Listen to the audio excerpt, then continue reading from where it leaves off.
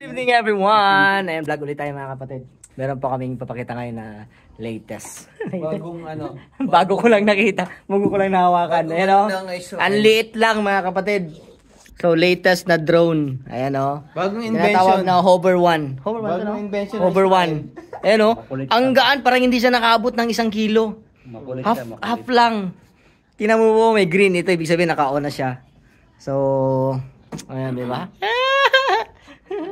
Galing. Tapos yung propeller niya, may ano na siya o may cover kaya kung mahulog, hindi masyadong... Nakailang bagsak ka na nito? Hindi pa bumabagsak. Ay, hindi pa bumabagsak. Okay. Gano'n nabili niya? So, ayan.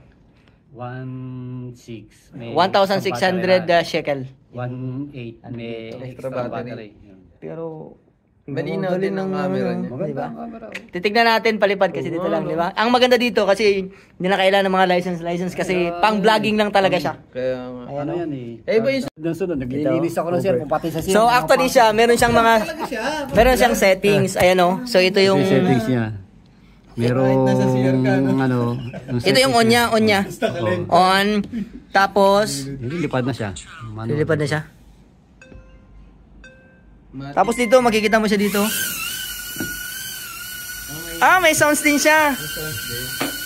pwedeng i-ano, pwedeng i-silent. Hindi ano, pagka naka-manual control. Ala, ang linaw. Ang linaw oh. Ano pala to? Pwedeng electric fan bro. Ah, may manual. May manual control. Ah, tingnan mo. Electric fan. Galing. Amazing. Amazing. Alit lang oh. Oh. Pero mahangin siya oh. Pwede rin siyang electric fan. Pwede sa electric fan sa kwarto. Ganyan ako mahangin.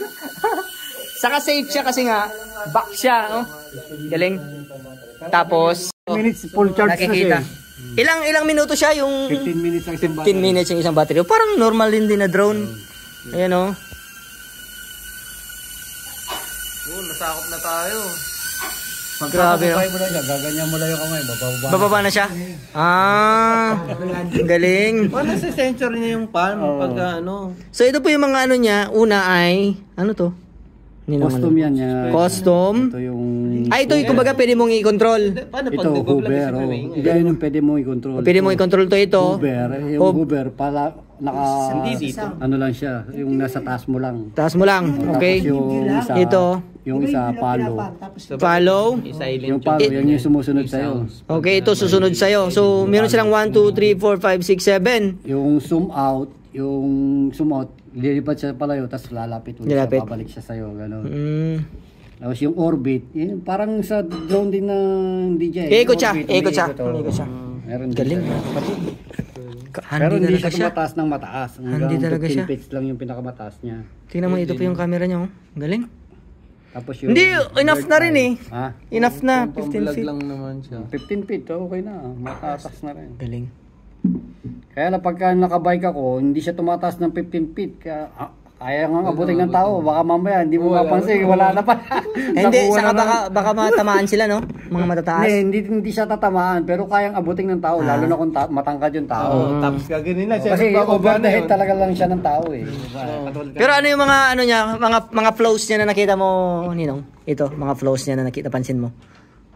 Wala naman. Wala naman. Okay siya. Maganda Okay siya.